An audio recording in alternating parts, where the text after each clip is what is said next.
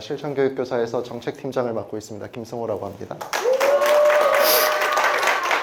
사실 이 주제를 되게 고민을 많이 했었는데요. 무슨 얘기를 해야 되지? 어떤 얘기를 해야 실천교육교사 모임에 오시는 선생님들한테 의미가 있지? 라는 생각을 했습니다. 그러니까 이게 영상으로 나가서 어떤 사람들한테 보일지는 고민하지 않았고요. 저는 여기 오신 선생님들한테 이런 얘기를 좀 해야겠다라는 생각을 했습니다. 아까 말씀드렸듯이 제가 이 영화를 안 봐가지고 나무위키로 간략히 정리를 해보니 치히로라는 이 아이가 부모님에게 부모님이 갑자기 돼지가 돼버리고 그래가지고 막 울고 있으니까 이 하쿠인가요? 이 친구가 막 도와주고 너의 이름을 잊지 마 막 이러면서 이렇게 하다가 그러다가 이제 완전히 다 잃어버린 가오나시 같은 존재들도 나오고 아무튼 그러는데 열심히 막 고군분투한 끝에 자유를 찾았다 이런 얘기더라고요. 그래서 잘 됐다. 이 얘기에 껴 맞춰야겠다 라는 생각을 했습니다. 그래서 먼저 한번 껴 맞춰 볼게요. 2022년 12월 15일 국정과제 점검회의에서 윤석열 대통령께서 이런 말씀을 하셨습니다. 이런 얘기를 이제 들었다고 하시더라고요. 그러니까 왜 이 얘기를 하면 안 될까라는 생각을 했어요. 그러니까 표가 떨어진다는 거겠죠, 아마. 그러니까 교육 문제는 사실 최근 몇 년 동안의 선거의 쟁점에서 제법 멀어진 지 꽤 됐습니다. 그러니까 우리가 한 94년 이제 김영삼 대통령 이럴 때만 하더라도 교육 대통령 이런 캐치프레이즈를 막 내걸고 했었거든요. 지금 완전 사라졌습니다. 아시겠지만 인수위에서도 교육과 관련된 사람들을 거의 찾아볼 수 없었죠. 왜 이런 일이 발생할까? 그러다 보니까 이제 교육부나 국회 다 우리 얘기를 듣지 않죠. 그래서 어떤 분은 저런 제목의 글을 실천 사설에 올렸더라고요. 우리의 주적은 교육부나 교육청이다. 이렇게 얘기를 했더라고요. 저는 동의하지 않습니다. 저는 교육부나 교육청은 우리의 주적이라고 생각하지 않아요. 그러니까 어떻게 보면 교육부와 어떤 교육청이 해야 될 일을 지금 잃어버린 거라고 저는 생각합니다. 그리고 그걸 저희가 찾아줘야 된다고 생각해요. 그럼 도대체 어떻게 찾아줄 것이냐의 문제인데요. 일반적으로 우리가 정책 생산 과정이 총 5개가 있습니다. 그러니까 문제가 발생하면 문제의 원인을 파악하고 그거에 대해서 대안들을 제시하면 그 중에 하나가 채택이 되고 실행됩니다. 교사는 그동안 이 5번째, 그러니까 실행의 존재로서만 주로 역할들을 했었어요. 근데 사실 실행을 하다 보면 그런 문제의식이 생기죠. 야, 이거 잘 안 되는데?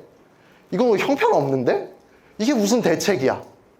아까 저희가 그동안 얘기했던 것은 사실 그러한 연속선상인 것 같아요. 특수 학생들이 자꾸 늘어나는데 현실적인 지원은 일어나지 않는 것. 학교폭력으로 계속해서 사건은 벌어지는데 학교폭력 대책이라고 나오는 것들은 효과적이지 않은 것. 그러니까 우리는 계속 이런 문제들을 이 실행의 관점에서 계속 얘기를 해왔단 말이죠. 근데 또 하나가 문제가 생기는 게 그러다 보니 점점 규정이 세세해집니다. 그래서 오히려 실행의 자율성이 줄어드는 역으로 문제가 생겨나고 있어요. 이건 어떻게 보면 교사들이 자초하고 있는 면도 있습니다. 예를 들면 학교폭력법과 관련해서 학교폭력 매뉴얼이 더 자세해지도록 요구하죠. 저희 이번 사태에서도 사실 생각해보면 저희는 계속해서 교육부와 교육청에 더 자세한 매뉴얼을 만들어 달라고 요구하거든요. 근데 그러면 그럴수록 교사의 자율성은 사라질 수밖에 없습니다. 근데 우리는 계속해서 그걸 요구하거든요. 그러니까 우리가 점점 그렇게 학습이 돼가고 있는 거죠. 그러다 보니 이 실행의 문제에서 우리는 이제 2에서 4로 넘어가는 걸 하려고 한단 말이죠. 근데 사실 말씀드렸듯이 교사들은 이 3과 4를 해내기가 쉽지 않아요. 왜냐하면 우리가 이런 것들에 대해서 공부한 적도 없고 훈련받은 적도 없거든요. 실천교사 아까 여러분들 많은 분들이 인사를 하시면서 되게 훌륭하신 선생님들 어떤 선생님들 되게 대단한 얘기를 하신다 이런 얘기들을 많이 하셨어요. 그래서 이제 그런 얘기들을 하다 보니까 그런 얘기를 하는데 그럼 실천교사에 들어와서 실천교사는 과연 그런 사람들을 학습시키고 있나? 과연 키워내고 있나? 어쩌면 한두 사람의 개개인의 개인기에 계속 의존하고 있는 건 아닌가? 라는 생각을 제가 하고 있습니다. 그럼 너는 정책팀장인데 뭐 하는데? 라고 물어보시면 9월에 됐습니다. 네, 이제 얼마 안 됐어요. 네, 그래서 저희는 어쨌거나 교사로서 혹은 교원단체로서 이 교육부와 교육청을 구출을 해내야 된다. 어떻게 구출할 것이냐? 사실 이 문제가 지적되는 건 비단 우리끼리만의 얘기는 아닙니다. 눈치 보기의 계층화라고 부르는데요. 우리만이 아니라 모든 집단들이 지금 누군가의 눈치를 계속 보고 있어요. 사실 저희도 마찬가지입니다. 실천교사라는 이 단체도 마찬가지고요. 교사들도 마찬가지입니다. 누군가의 눈치를 계속 보다 보니 이게 제대로 이루어지지 않는 거죠. 그러니까 이거를 우리가 잡고 탈출을 해야 됩니다. 이 계층화를 끊어내야 돼요. 끊어내려면 누군가가 개입을 해야 되는 거죠. 그러니까 사실은 우리 교원단체 역할은 어쩌면 이 학후의 역할인지도 모릅니다. 그럼 교사가 기억해야 할 이름은 뭐냐라고 했을 때 그동안 우리가 내세웠던 이름은 이거예요. 교사는 전문가다. 저는 이것도 질문이 있어요. 그래서 어쩌라고? 그러니까 이게 무슨 얘기냐면요. 전문가에 관해서 되게 다양한 얘기들이 있습니다. 하나는요, 이거는 이제 이광호 전 국가교육기획회의 국가교육회의 기획단장이신가요? 분이 쓰신 책인데, 저기 보시면 세 번째 줄에 초중고 학교 현장의 교사들은 전문가이면서 이해당사자다라는 좀 뭐라고 해야 되죠? 일종의 부정적인 인식을 가지고 있습니다. 아래도 보시면요, 교육 전문성 강조는 자칫 전문가 독재로 흐를 수 있다는 위험성을 인식하고 있어요. 이 얘기는 무슨 얘기냐면요, 외부에서 볼 때는 교사가 전문가라고 얘기하는데 저게 위험하다라고 생각하는 사람들이 있다는 거죠. 그게 위험하다라는 얘기는 아닙니다. 위험하게 생각하는 사람들이 있다는 겁니다. 또 다른 걸 얘기해 볼게요. 이거는 2020년에 나온 논문인데요. 국가교육정책 분야에서 전문가주의와 시민참여주의에 대해서 얘기를 합니다. 그래서 교육정책 분야에서 전문가에 대한 개념 정의 없이 마음대로 전문가 개념을 쓰고 있다. 그래서 어디에서는 교사를 포함한 전문가, 어디는 교수만 전문가, 뭐 이렇게 얘기를 하고 있는데, 교육 전문가라고 하려면 핵심 쟁점인 전문성과 대표성을 모두 충족시켜야 된다라는 대안을 이 사람은 하고 있어요. 한번 볼게요. 세상에는 세 가지 전문가가 있다고 합니다. 하나는 현장 전문가, 하나는 이론 전문가, 다른 하나는 연결 전문가. 제가 한 말은 아니고요. 어떤 분이 하신 거를 제가 그냥 가지고 왔습니다. 교사는 교육의 전문가다라고 할 때 교사는 어떤 전문가죠? 현장 전문가인가요? 그럼 현장 전문가들은 교육의 전문가라고 하는데 결국은 교육 전문가의 일부에 불과하게 되는 거죠. 그럼 이론 전문가들의 얘기도 들어야 되고 연결 전문가들도 또 누군가가 있어야 됩니다. 제가 생각할 때는요, 저 연결 전문가의 역할을 교원단체가 해야 됩니다. 교사가 현장 전문가고요, 교수들이 이론 전문가라고 할 때 교원단체는 교사와 교수들을 매칭시켜야 됩니다. 교원단체는요, 교사와 교육부를 매칭시켜야 돼요. 교사와 교육청을 매칭시켜서요, 새로운 아젠다를 끌어낼 수 있게 해야 됩니다. 그러려면 교원단체가 해야 되는 역할은요, 교원단체 내부의 교사들을 열심히 훈련시키는 겁니다. 제가 이 사태가 벌어지면서 이런 의문을 되게 많이 가졌어요. 노조를 사람들이 막 들어요. 엄청나게 늘었다고 하죠. 어떤 신문기사에 보면은 교사 노조가 11만 명을 넘겼다고 합니다. 어마어마한 숫자죠. 왜 그럴까요? 교사들이 지금 보호가 필요하기 때문에 그렇죠. 저는 노조가 할 일은 교사의 보호라고 생각합니다. 그럼 교원단체의 역할은요? 저는 교원단체의 역할은 보호를 넘어선 성장이라고 생각해요. 그러니까 교원단체가 과연 현재 교사들을 성장시키고 있느냐? 이 측면에서 실천교사도 한번 스스로를 점검하고 반성할 필요가 있다고 저는 생각합니다.